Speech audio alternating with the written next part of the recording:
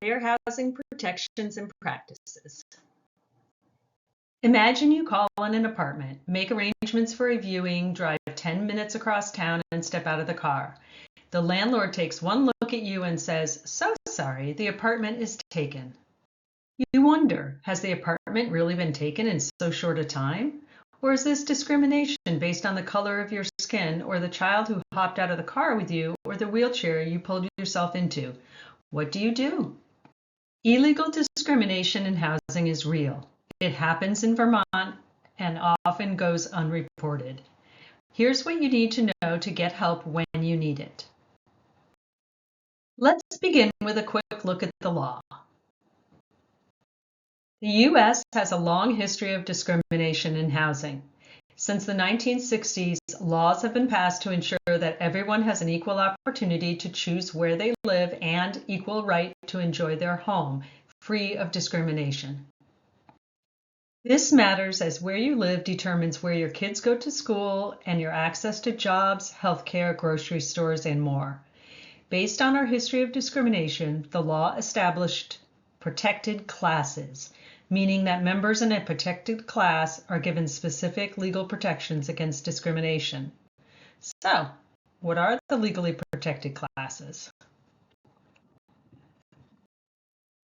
There are two categories, federal and state. First, the federal. No matter where you live or look for housing in the U.S., you have legal protections based on whether you have a disability, your race, sex, or color, where you are from or national origin, what religion you practice, or whether you have children younger than 18.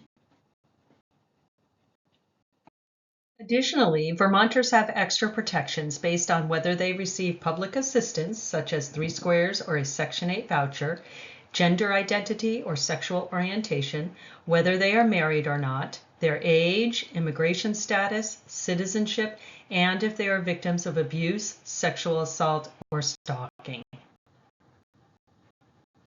Keep in mind, these federal and state protections apply in many housing situations, not just when you rent.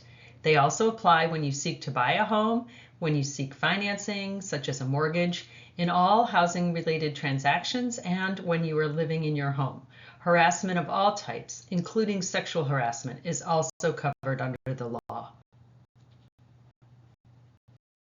Based on membership in a protected class, it is illegal for a landlord to refuse to rent to you, make housing unavailable, set different terms, conditions, or privileges for a rental, to steer you to a different neighborhood or type of unit, or refuse to make reasonable accommodations if necessary for a disabled person to use the housing. It's perfectly legal to refuse to rent to someone because of poor references or inadequate finances. And there can be different rules or practices because of behavior, but not for membership in any protected classes. For example, a landlord can't say that children are not allowed to run in the hallways, but they can say that no one is allowed to run in the hallways. Illegal discrimination can sound like, too many kids, I don't want a ramp here, no Section 8, only English speaking. In Vermont, the majority of housing discrimination complaints are based on disability, followed by race and color, and families with children. Disability protections cover not only physical disabilities, but also cognitive and emotional disabilities. For example, someone with an emotional support animal has a right to request an accommodation from a no pet policy. People in recovery from addiction also qualify for protection. While landlords do have a right to deny housing based on someone's criminal background, if the criminal record is due to activities to support an addiction, such as passing bad checks, and the person is in recovery, then the person could request an accommodation from that rule. Sometimes families with children hear there is an occupancy limit for an apartment. Is this a way for landlords to say no if the family has children? Maybe, but maybe not. An occupancy limit could be due to fire safety regulations, to be sure the people living in a given space can easily get out in case of fire, or due to local wastewater regulations. Anytime you're unsure, call us. In general, though, most occupancy standards limiting tenants to 2 people per bedroom do not violate fair housing laws. However, rules that limit the number of children per housing unit instead of the total number of people per housing unit are discriminatory.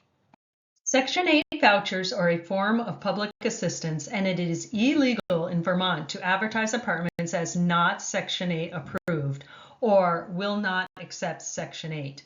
Landlords must allow rent payments from housing assistance programs and must allow a Section 8 inspection.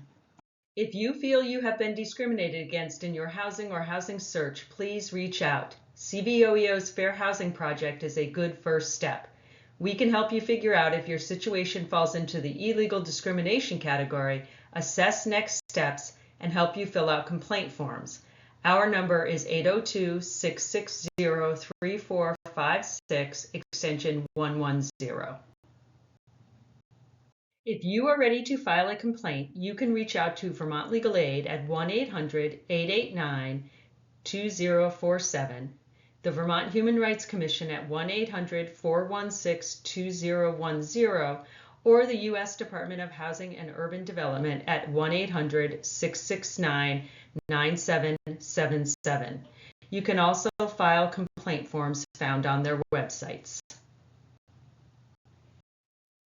Fair housing law can be complicated, and we've only touched on a few basic protections and resources.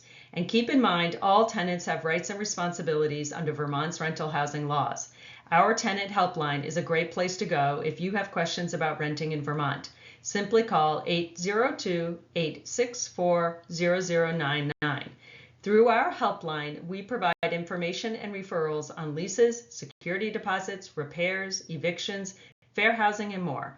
Vermont Tenants also provides classes, workshops, and advocacy for tenants. Thank you for viewing.